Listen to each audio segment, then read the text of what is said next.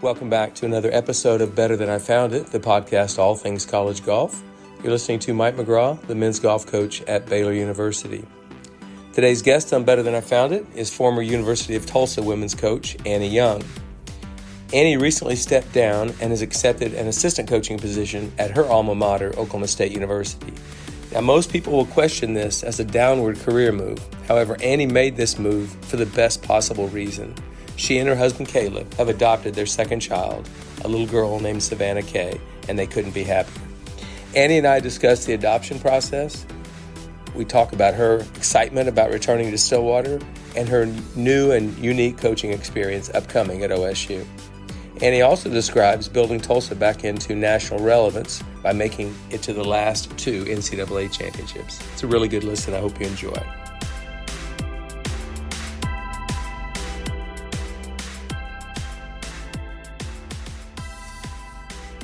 All right, Better Than I Found It listeners, let's welcome former University of Tulsa head coach Annie Young to Better Than I Found It today. Annie, thanks for joining me for a second time on the podcast. Thank you, Coach. I'm excited to be back on. Yeah, absolutely. I know it's a crazy time for you since the last time you were on this podcast, which was January of 21. At that time, you were in the middle of your third year at Tulsa. Your team was building, you were getting better, but your team had not yet qualified for the national championship, and the University of Tulsa Hurricane had not been to the nationals in a long time. But so you were trying to build the program, and you and Caleb, your husband, had one son, Cameron, but a lot has changed since then. So we're going to talk about all of that. But tell me, a lot has changed, hasn't it? Yeah, a lot has changed, both family-wise and career-wise, and it's a little hectic and crazy right now, but we're headed to a good spot, and we're really excited. You know, it's hard to leave one job and go to another, but we're really excited about what's ahead for us. Okay, and I want to talk about Tulsa the last 2.5 years because they were not historical, but certainly building. It was an incredible building job that you had done. But the decision to step down from being a head coach and taking a second assistant job at your alma mater, Oklahoma State University, was not a career decision so much as it was a family and a life decision. Because what have you and Caleb done just this past week? Yeah, this past week we actually got home last night. We adopted a new baby, Savannah Kay is her name, and newborn, and so we all know how that changes life. But added our second child to the family. Cam's a big brother now, and so pretty crazy story, but we'll get to that later. But we're super blessed, and that kind of is the reason we did some of the decisions we've made. But we're excited about what's ahead too. Well, we'll talk about it in just a bit, but what I love about it is you made a decision that is going to be great for your family. And it can also be great for Oklahoma State because you're bringing to Oklahoma State a whole lot more experience than you had the first time you were at Oklahoma State. And you still have the playing background that you had, being an All-American, being a Curtis Cup member, being a U.S. Public Links champion, two-time Big 12 individual champion. All of that remains, but you've got several more years of experience in coaching that you get to bring to the table. And we'll talk all about that in a little bit. But let's talk about, since I saw you or talked to you in January of 21, when you were trying to build that Tulsa Hurricane team up. Let's talk about that January, that spring of 21, and then all the way through until this year, the second year in a row of going to the national championship. Talk about how you built the program. Talk about some of the players, all of that. Just get us up to speed on how you were able to build that. Yeah, so it was, I mean, that seems like so long ago, but it was a building process, and it wasn't easy, but it took some key players becoming part of our program and making cultural changes for us. Lily Thomas was a big change, leader for our team, and she went, she had a great career at Tulsa and went on to play. She's on the Epson tour right now. Grace Kilcrease has been a huge addition at Tulsa. And then good ones, Lorena Sang had a great career at Tulsa, but it was all the little pieces along the way that as we added, there were players that bought into what we were trying to do, and they weren't 5-star athletes coming out, but they worked their tail off and bought into what we were doing. And man, if you would have told me, nationals 2 years ago was amazing to get to and qualify, and then this year Lily turned pro at semester, and it looked pretty bleak at times. We had a rough stretch there of didn't look like we were going to beat anybody, and then we actually went and saw. I don't know if this connects, but I think it kind of does. Is Dan Rooney spoke to the team, and man, he's a special man, and he talked to the team, and since then, we did really well finished second at OU match play, and then played nice at conference, almost got the win there. And then Grace, probably my most memorable coaching moment was Grace making birdie on the last hole at regionals to secure us getting into nationals. It's pretty incredible. So a lot of hard work went into getting Tulsa to where it needed to be, and I think they're in good hands now. I think you always talk about leave it better than you found it. That was my big thing is, if we're going to come in here and do this, we got to make it better than it is. Well, you definitely left it better than you inherited, that's for sure. And I know it's a proud program, a proud history with Dale McNamara and all those championships they won, and Melissa coached there for a bit. And they've had several coaching changes in the 2000s, but I think what you did was pretty remarkable. Honestly, I do. And I'm not saying that just because you played for me way back in the day. I've enjoyed watching your coaching career. I've enjoyed watching you mature as a coach. But one of the things you mentioned earlier was you didn't have a bunch of 5-star players coming out of high school. These girls that made nationals the last 2 years, they weren't 5-stars. They kind of mirror your career. You were a 2-sport athlete. You played basketball in high school, and I'll never forget the story you told me of you ACL injury with 2 seconds left to go in the game, and then missed a free throw that would have. It was a horrifyingly bad experience to end your basketball career, but you were a great basketball player and a great golfer, but you weren't a 5-star. And I think there's something to this. A player like you who developed your talent and developed it into an All-American status, that's got to benefit your players, I would have to think. Do you think, with speaking as humbly as you possibly can, how does that playing background affect the way you coach players or the way they take your instruction? I think you're spot on with that. I I had a lot of learning to do when I got to college, and it was a lot of practicing and getting better. It was in the dirt, and that's what I talk to my players about. Is the only way you're going to get better is in the dirt. That's the only way I know how to.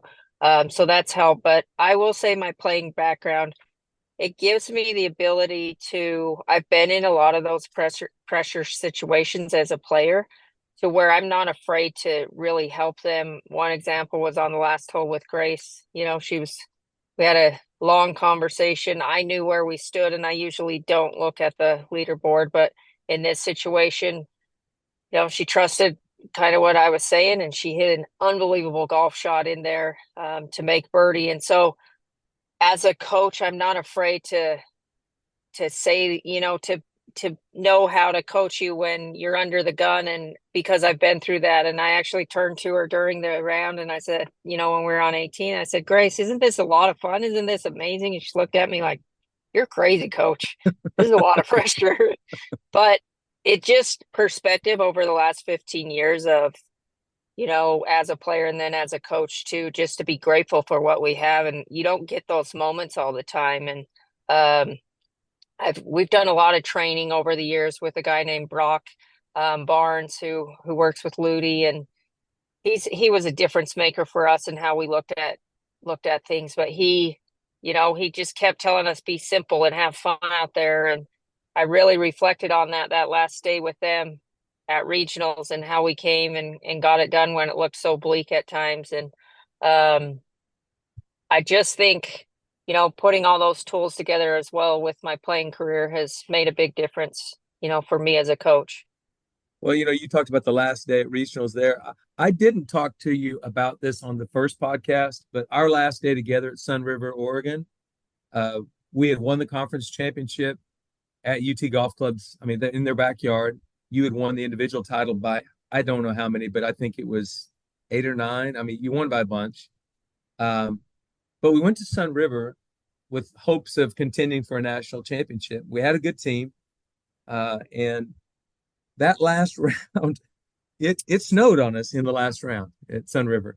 It's really snowed on the afternoon group too, as well. But I remember you shot one of the prettiest, most beautiful little 68s I think I've ever seen in my life. Is that am I correct about the number? You are correct. I still remember that bogey I made. I don't know what hole it was, but a little wedge into the green that I left it a little out to the right into the bunker. But that was a great finish to my career of shooting a 68, and you walked with me that day. And I don't have a lot of memories. I forget a lot of stuff from the past. I don't have a memory like you, but I do remember that day. And that snow was, I grew up in the snow, and we snuck on the golf course when there was tons of snow on the ground. So that little flurry didn't really bother me that day. Well, I do remember thinking, I'm not dressed for this. I'm not ready for this. I'm a lot softer than I thought I was.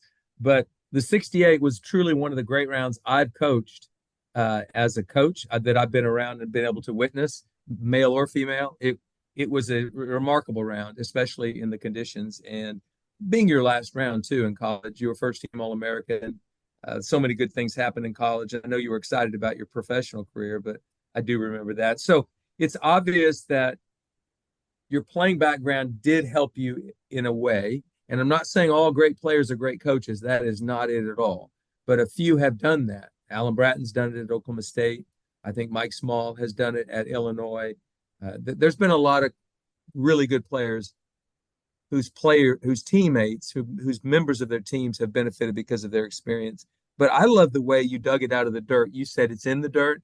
A lot of people don't understand that that's basically just you're hitting enough balls, it's down there in the dirt. That's where your answer is. I think it came either from Ben Hogan or said about Ben Hogan 60, 70 years ago that the secret is in the dirt.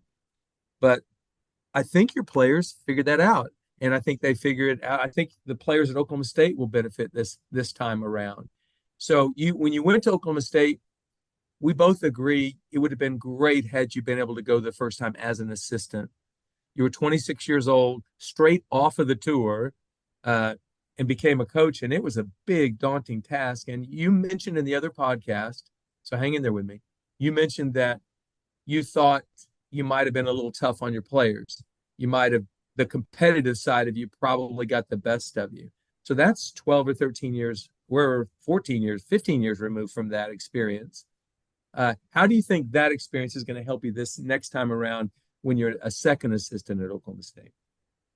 Yeah, I think it's going to help me a lot. The part that really excites me about going to Oklahoma State is one, people look at it and they have asked me, why are you going backwards? Why are you going from being a head coach to being an assistant coach?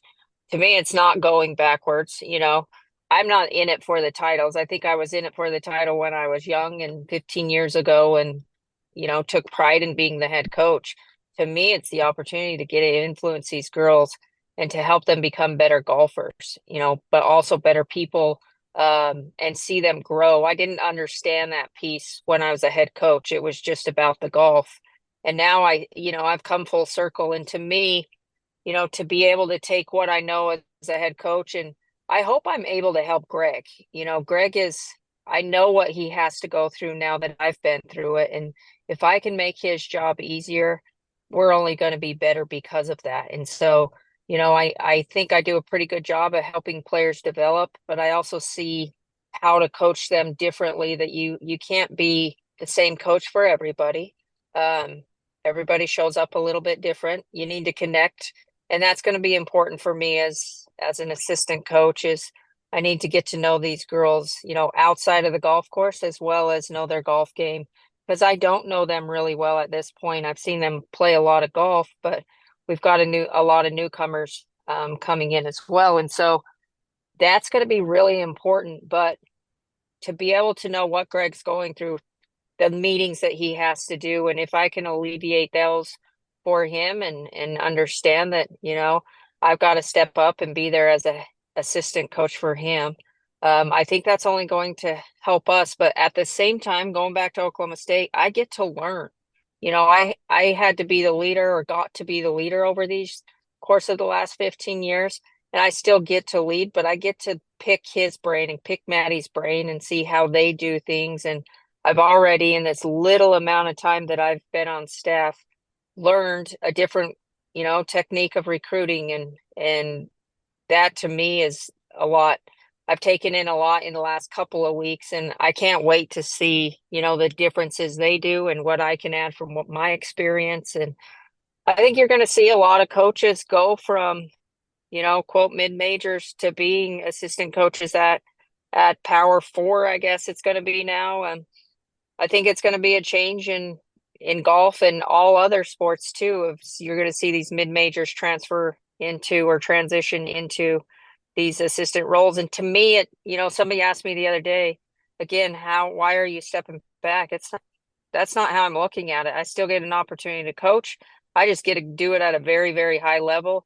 The people that care about Oklahoma State and the history there, and it's a golf school, you can't ask for more than that. And Carson Creek, we just renovated it. It's going to open soon. And man, it's like a playground for a golf coach. And I could only imagine as a player to get out there on that practice facility and be there all day long. I'm looking forward to it as a golf coach, and hopefully can share that with the players coming in. Well, you should. And you bring up a great point about it's not a step back to become an assistant coach. Coaching is coaching, period. When I left Oklahoma State and JC will called me from Alabama to offer me his assistant coaching job, I said yes immediately without even giving any thought because it made so much sense to me. I get to stay in coaching. I don't have to leave the game. And I didn't think of it as a demotion. I mean, obviously, I didn't make as much money, and obviously, I didn't have the title. And Jay's name is on that national championship we won that year. But it doesn't matter. That doesn't matter to me one bit because I had an amazing experience and I recharged my batteries and I was ready to go. So you just kind of have to check your ego, push the ego aside and say, I get to coach again. Are you kidding me? And you're getting to do it at your alma mater, which is pretty amazing, I think. Well, and you also need to think about, Coach, when you were an assistant at Oklahoma State, you affected a lot of people's lives there. Probably more than you'll ever know, but I can remember when you were on the men's side being an assistant coach and how much you helped me as a player on the women's side. And I think sometimes those assistant coaches get a lot more opportunity with the players, just because the head coaches are so busy and they're the one that kind of has to put down the hammer when you're not doing what you're supposed to be doing. And, the assistant coach to me has really been a big influence in my life when you were at Oklahoma State.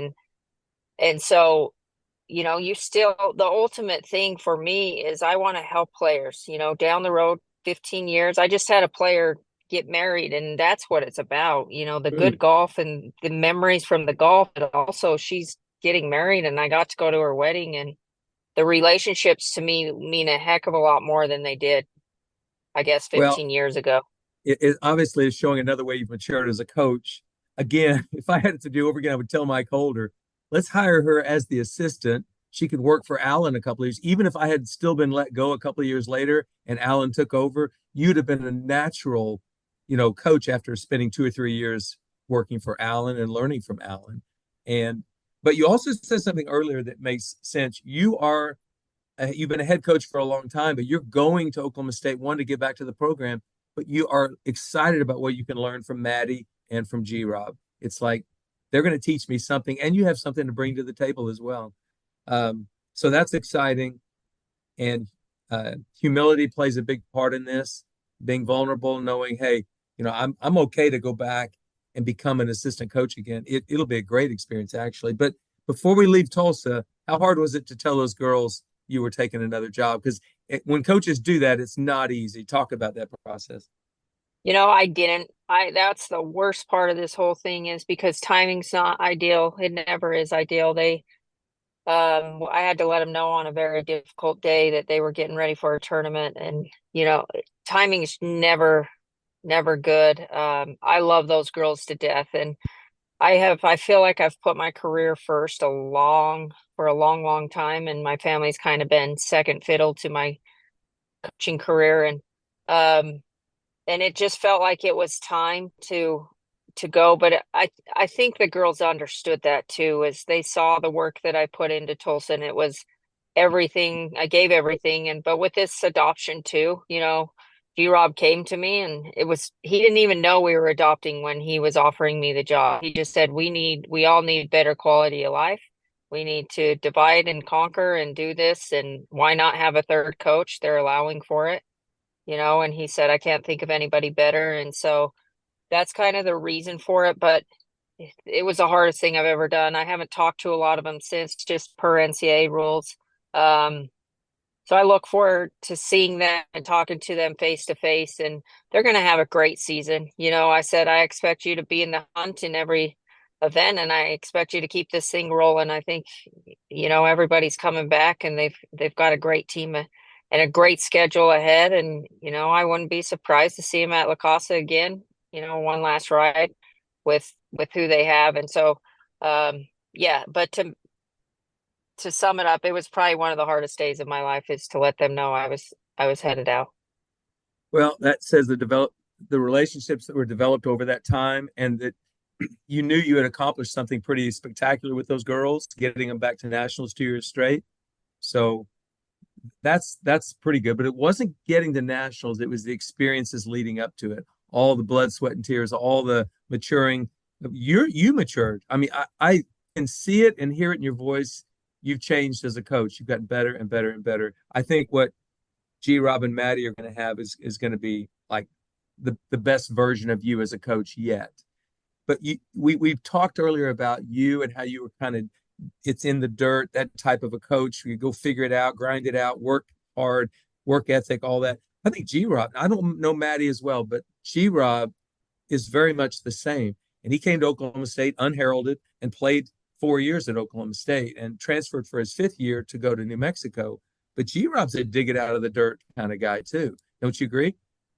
I do. I do. I think he's a tough guy, but I think he's also seen the importance of relationships as well. And he does a really good job with them.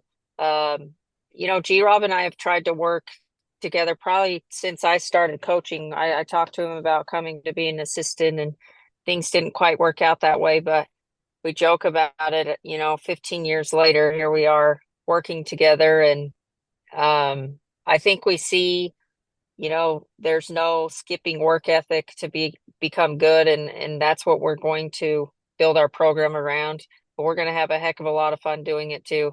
I'm excited to work for him. And Maddie,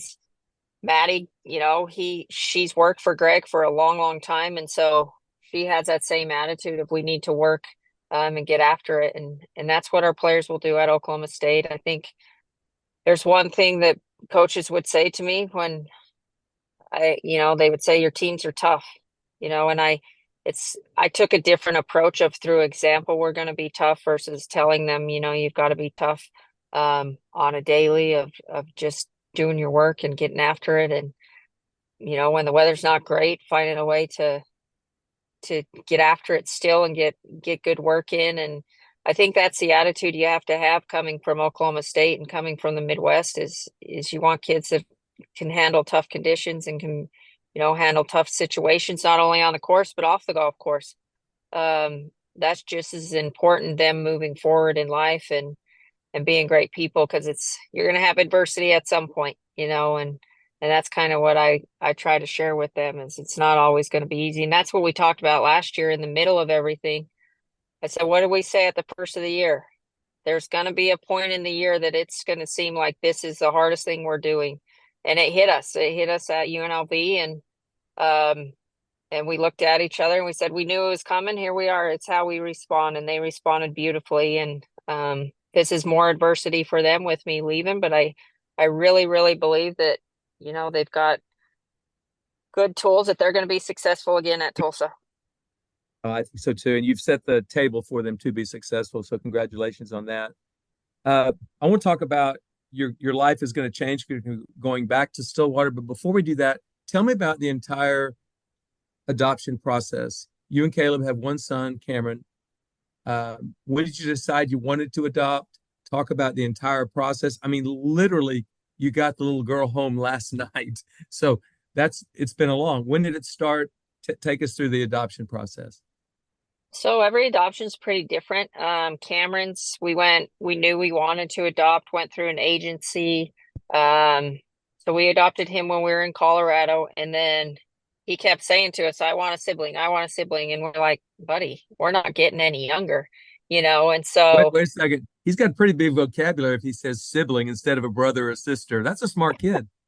he is a smart kid, but um he wanted this, and he said, and we kind of just we just never got, you really need to get with an agency to adopt. And it was funny in March, Caleb said, I'm getting rid of all the baby stuff. We're not adopting again. I said, no, you have to be on a list to adopt. This isn't going to happen. And so we kind of had moved on from that chapter. And it's funny, I get emotional about this, but it's funny how the Lord works. You think you got all the answers, and you have the plan, and he does. So it came Memorial Day, we were in Utah, and we had heard a family friend was pregnant, and my sister had just told me about the situation, and she had reached out to my sister and said, hey, I'm putting the baby up for adoption. She's a young high school girl. And my sister had just said, hey, if you need any help, my sister has adopted before. She can help you kind of navigate that. And she said to my sister, Megan, well, would she like to adopt her? And Wow. she said, you'll have to talk to her about that. I don't know. So they reached out to us. We spoke to them over Memorial Day weekend, and did a lot of praying and thinking on it. And we knew it was the right situation for us. A lot of crazy things fell in place to really show that, what, this baby needs to be adopted by us, and we need this baby as well. Adoption goes both ways. We're able to bless that baby, but it's a big blessing for us too. And so, sorry to be emotional. It's just a big, big No, change and blessing in our life. And I don't know how to, G-Rob giving me the ability to not only do this part of my life, but also get to be an assistant. And it just seems like things have fallen in place beautifully for all of us. And so we got her home last night. She's got give me her name really again. big Give me her name. Savannah K. Savannah Savannah K. K.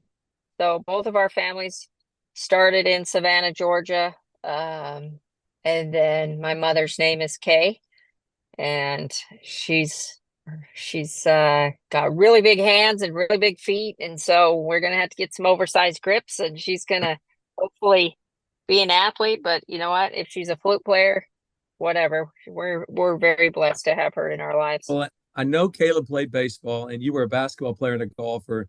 This little girl's, you're going to make her. She'll figure out a way to do that. Who knows? So the two of you Well, have that influence.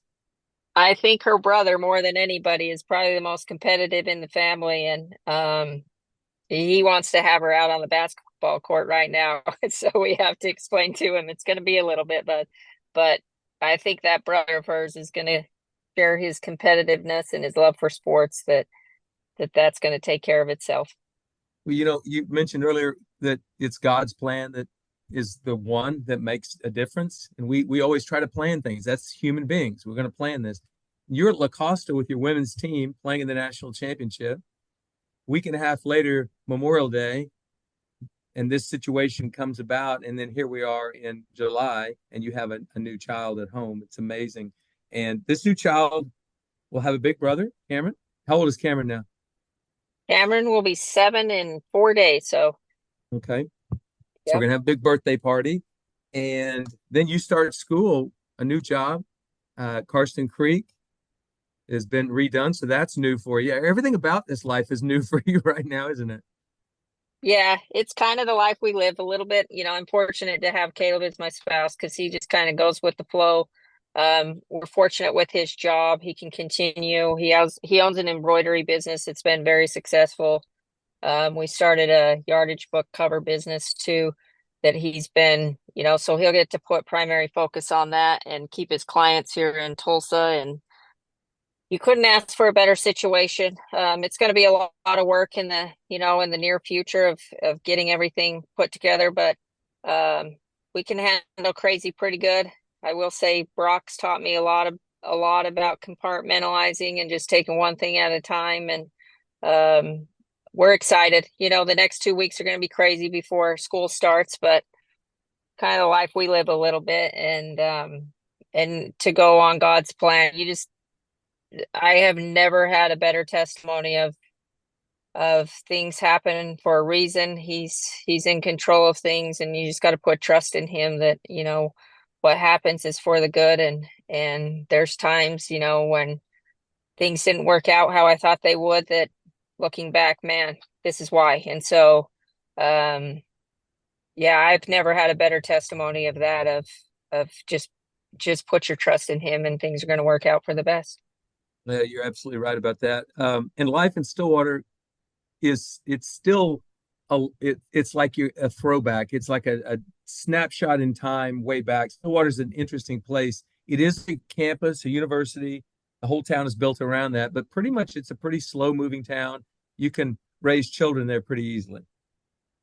Yeah, it's a good place to raise kids, and it's familiar to us. And so when we announced that we were coming there, so many friends reached out that we haven't talked to in years. And it just, Caleb has a lot of friends there. It just made for even bigger excitement to get back there. And it's different at this age, because you don't only think about yourself, you've got to think about your family and how it affects your family. And so what a better play. There's not a better place for us to raise our kids in Stillwater. Some of the best people in the country, and they get to wear the right colors now, orange and black. Yeah, I Cam's haven't. excited. Cam's biggest concern was he's into these flags of flag runners. And when I told him we were going to OSU, he says, well, but I don't have a flag. So got on Amazon, made sure we had a flag delivered soon. Okay, yeah, taking care of it. But talk about this year's team. I know you don't know them well. You've seen them play, but tell me who's coming back, who's coming in this fall. I don't know about the Oklahoma State women's team right now. They're young, we're very young. We have some returners. I think Ellie Bushnell kind of highlights the crew out of California. Hard worker, and you'd love this. She's from California, but she stayed all summer in Stillwater to get better, to work at Mm, it. To mm, me, that's the kind of kid we want. And, a lot of young faces coming in, but Lucy Dar, we saw mm, her in diapers. I've known her since she was tiny, and she's joining the team as a freshman this year. And man, does she have a lot of talent. She's got a mm. lot of speed, a lot of power, and a little bit raw, but I'm so excited to work with her and get to know her better, and the rest of the girls. Young team, but we're excited.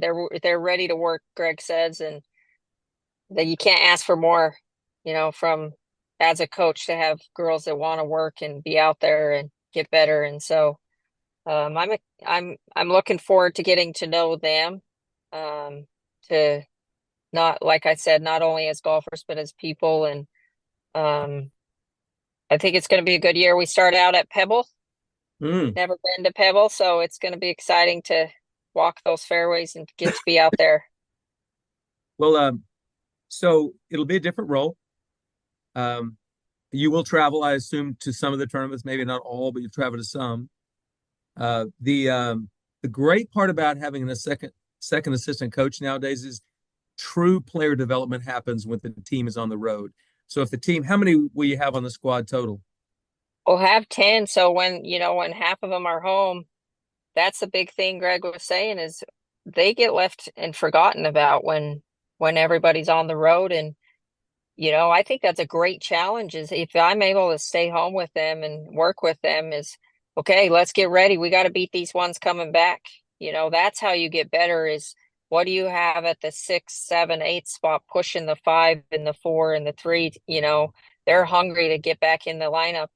And so that's a neat opportunity to get to help develop them. And that's one of the pieces that I really have enjoyed in my work, is being able to help players. And I get to do it more. I don't have quite the same responsibilities that I had at Tulsa. And I think that's just gets me really excited to be out there with them, whether I'm on the road or whether I'm home with them. Well, I counted up one year a kid who was redshirting, counting the days I traveled with the team and some recruiting days. I didn't physically see him 46 days of the days he was in Waco. 46 days that I physically didn't see him. Now, it's one thing you can tell your kids while you're gone, okay, you're going to play 2 qualifying rounds and I want you guys to practice this afternoon and whatever. But the truth is, it's not the same without somebody there directing it, without somebody there motivating, holding them accountable. I think it's an amazing thing that the NCAA did, was allowing this second assistant. I know not all schools get to take advantage of it, but if you get this opportunity, and I assume with a young family anyway, traveling, you wouldn't want to do as much traveling anyway. So you get to be there. I know you travel some, but you get to be there to develop players. It's an amazing opportunity. It's a great opportunity. And, what other sport do we leave players behind that they don't get to be with the team? We're a very, very unique sport in that. And Greg is very forward thinking of how he wants to do this. And I really, that really got me excited. It's hard for me to say I don't want to travel. I think I'll do whatever I need to be successful. I think in the recruiting, it's been a big bonus of not having to be on the road every week trying to find players. And, our team or our staff has 51 years of coaching experience. So I hope we can teach them something along the way. Not quite as much as you. What are you at right now? Just careful. It's not 51. It's 37, going on 38. I will tell you this. Okay. I was there for G-Rob's first year of coaching experience. He was our volunteer assistant at Oklahoma State. And Pam, my lovely wife, fed him dinner probably 3 nights a week, kept him alive. He was starving to death that year. So I remember when it began for him, for sure. Yeah, that was my freshman year. And we look back and I said, I think I played more ping pong against you than I did golf. But we won't be doing quite as much of that. But he did talk about how he was poor and had no money, and Pam took care of him. And anytime he could get a free meal, he appreciated it. But funny how we've gone full circle in this whole deal. We have, but that's another thing. That was a guy that wanted to get in coaching so bad. Now, he was playing and not playing that well on mini tour golf, that type of thing. So his golf career was ending, but he could have made some money doing something.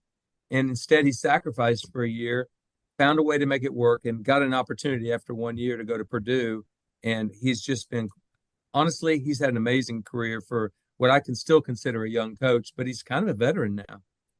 He is a veteran, and, college golf's better because G-Rob's in college golf. He had some great success at Purdue, and then what he did at Kent State was amazing and remarkable. I don't know that you'll see that again at a mid-major like he did. And that's what impresses me is he takes, when it looks like his team is a little down and out, they find a way to get it done. And they did it again at regionals this year. That's what I'm really looking forward to. How do you do this? And learning from him, and hopefully, OSU's never had a women's national championship. We came close, but that's kind of the goal, is to see if we can't do that, bring that home to Stillwater on the women's side. When I was the assistant coach for both programs, I traveled with your junior year. I traveled with you to the national championship, not knowing I was going to be your head coach the next year. And I have great memories of that week in Auburn. I thought we were going to win the national championship. I truly did, but we didn't. And then, of course, G-Rob had a team finish runner-up a few years back. So they've been close a couple times. Maybe y'all are going to be – maybe you're the actual ingredient they needed to push them over the edge. We'll see. We'll just see. Hopefully we can get some good, it's about recruiting. You got to get some good recruits in, and they've done a very, very good job of that. And as I'm seeing how they do it, they've done they've got it figured out. And so we'll see where we go, but we're going to have a lot of fun doing it. I'll tell you that. Well, I know you will. And I'm really excited to watch you continue to mature as a coach and develop your coaching skills. I'm excited you get to go back to Oklahoma State, your alma mater. But I'm really proud of you and Caleb for having adopted a daughter. And I think it's just going to be a complete bookend on your family. Just a wonderful addition. Awesome. Really excited. Can't wait to meet Savannah Kay. Thank you, Coach. Thank you for having me on. All right. It was great. Best of luck, and we'll see you on the road. Thanks, Annie. We'll see you. Bye-bye.